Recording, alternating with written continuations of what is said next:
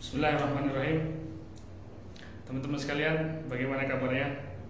Semoga senantiasa dalam kesehatan, keberkahan dari Allah Subhanahu wa taala. Amin ya Allah ya rabbal alamin. Insyaallah pada pagi hari ini kita akan sharing dan berbagi ilmu tentang bagaimana menangani kasus-kasus orang yang sudah puluhan kali diruqyah tetapi gangguannya tak kunjung hilang, bahkan dirasa semakin kuat eskalasi gangguannya. Ya, jadi dalam perjalanan saya melakukan terapi ruqyah di beberapa kota, saya jumpa dengan beberapa saudara-saudara kita kaum muslimin yang mengaku sudah puluhan kali diruqyah, tetapi gangguan jin di dalam tubuhnya bukannya berkurang tapi malah semakin menguat. Tentu ini merupakan sebuah problematika yang harus dicarikan solusinya. Insyaallah dalam video singkat kali ini kita akan berbagi tips, berbagi ilmu bagaimana caranya agar gangguan-gangguan jin yang ada di dalam tubuh kita itu bisa hilang. Yang pertama yang harus kita lakukan adalah keyakinan kita kepada Allah Subhanahu wa taala harus lebih kuat ketimbang keyakinan kita terhadap kejahatan setan. Ya, keyakinan kita bahwa Allah Maha melindungi, Allah Maha mengamankan, Allah akan menolong hamba-hamba yang berlindung kepadanya, ini harus jauh lebih kuat daripada keyakinan kita bahwasanya syaitan itu mengganggu. Ya, ini yang pertama.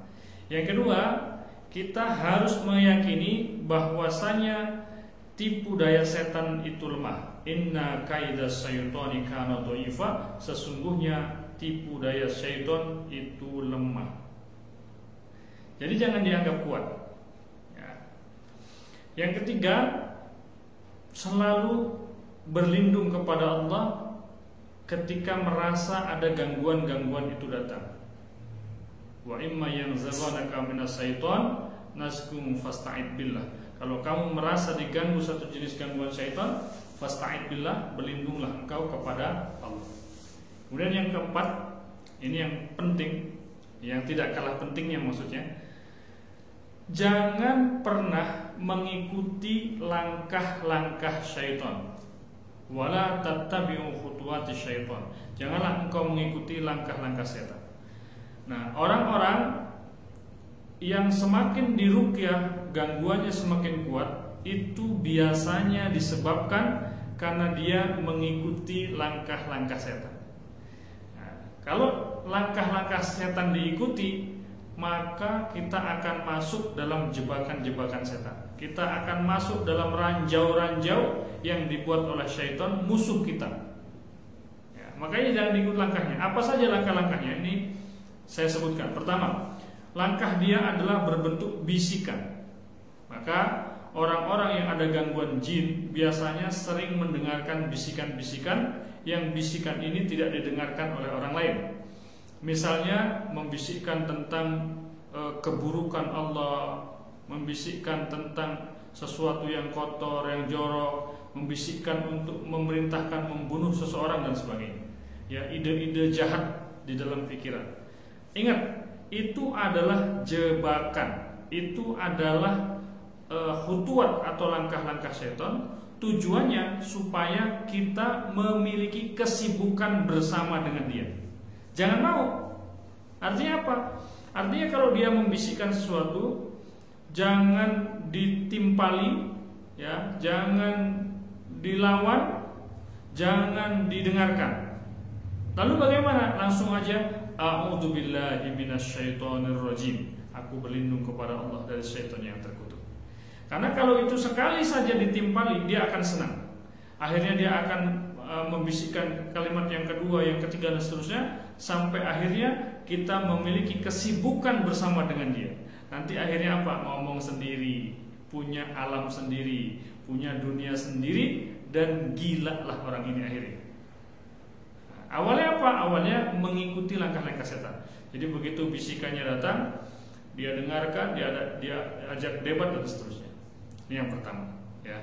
Jangan ikuti jebakan-jebakan itu. Yang kedua, tasawur, pandangan-pandangan, penampakan-penampakan.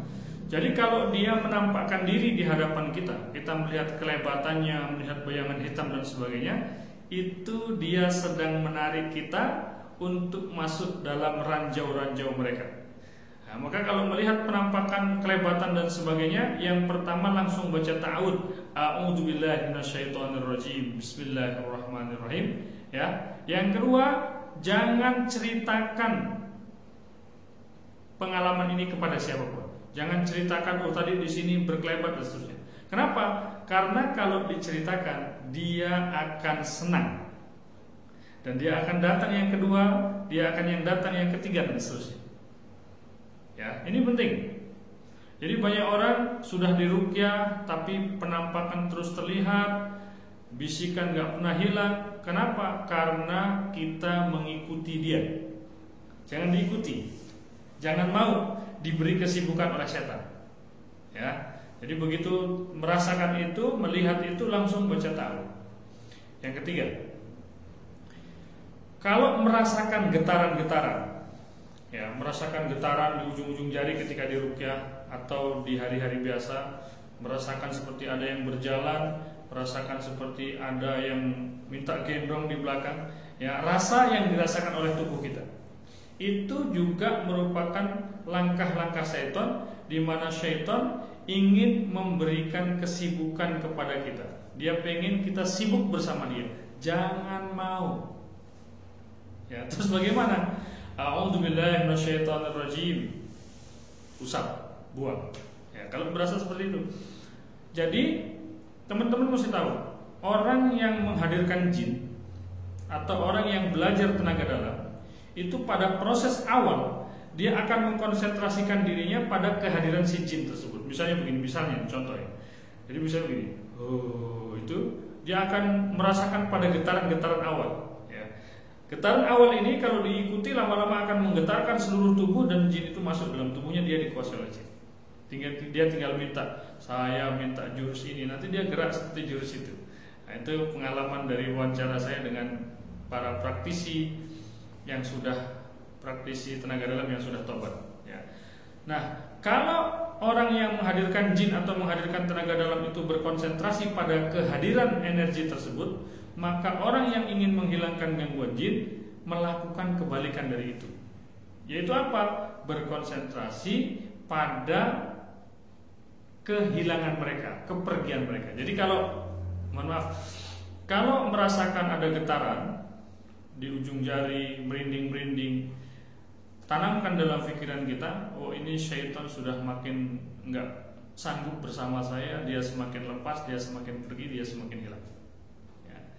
Jadi intinya jangan mengikuti langkah-langkah mereka, karena kalau kita mengikuti langkah-langkah mereka, kita akan masuk dalam jebakan-jebakan mereka dan kita akan diseret masuk dalam dunia mereka. Nah, yang terakhir, jangan kait-kaitkan masalah dengan mereka, dengan bangsa jin. Ya. Jangan sampai kita sakit kepala, kita bilang, oh ini gara-gara serangan jin. Jangan sampai kita deg-degan, kita bilang, oh ini jinnya masuk nih. Jangan. Ya. Ada cicak jatuh, kita bilang, oh ini serangan sihir datang. Jangan. Ya. Kalau masalah kita kait-kaitkan dengan dia, maka gangguan syaitan ini akan menguat. Sebagaimana dalam sebuah riwayat diceritakan, suatu ketika Rasulullah ini naik unta berboncengan dengan sahabat, tiba-tiba untanya jatuh. Kemudian sahabat ini mengatakan, ta'isa syaitan, celaka setan. Ya, maka Rasulullah kemudian mengatakan, la taqul ta'isa syaitan, jangan kamu katakan seperti itu. Fa innaka idza qulta dzalik ta'azama syaitan hatta yakuna misal bait. Ya, jangan kamu katakan begitu. Kalau engkau katakan seperti itu, maka syaitan akan membesar sebesar rumah, kata Rasulullah. Ya, dilanjutkan hadisnya, dan setan itu berkata, bikuwati, engkau jatuh karena kekuatanku. Ya, walakin kul bismillah, tetapi katakanlah bismillah. Fa innaka idza qulta dzalik, karena kalau kamu katakan seperti itu, tasaghara syaitan hatta yakuna misal dua. Setan akan mengecil sampai sebesar lalat. Nah, jadi kalau kita kait-kaitkan masalah kita dengan setan, kita jatuh, kita bilang, wah ini setan jegal saya. Kita sakit, kita bilang wah ini serangan setan. Ya, kita pusing kepala, kita bilang ini gara-gara setan. Maka setan akan membesar dan dia mengatakan bikuati, kamu memiliki masalah seperti itu karena kekuatan. Nah, ini teman-teman sekalian ya. Ini mungkin sepertinya sederhana, tetapi kalau saudara-saudara sekalian berusaha untuk memahaminya, meresapinya, kemudian mengamalkannya, insya Allah saudara-saudaraku yang selama ini merasa sulit lepas dari gangguan jin, sudah puluhan kali diruqyah, ya, insya Allah bisa terlepas. Ya, kemarin ada seorang ibu yang datang, dia menyatakan sudah berkali-kali diruqyah, alhamdulillah, ya. Setelah sebelumnya setiap kali diruqyah itu reaksi dengan reaksi yang sangat keras, setelah kita fahamkan, ya, kita ruqyah, maka reaksinya sangat ringan dan beliau merasakan berangsur-angsur mulai hilang gangguannya. Mudah-mudahan demikian pula dengan sahabat-sahabat sekalian. Ya, jangan lupa like, subscribe, ya, dan informasikan kepada yang lain agar semakin banyak manfaat yang bisa kita sebarkan. Mudah-mudahan Allah Subhanahu wa taala melindungi kita semua dari gangguan syaitan, menambah iman dan hidayah di dalam hati kita, dan Allah wafatkan kita husnul khotimah. Amin ya Allah ya rabbal alamin.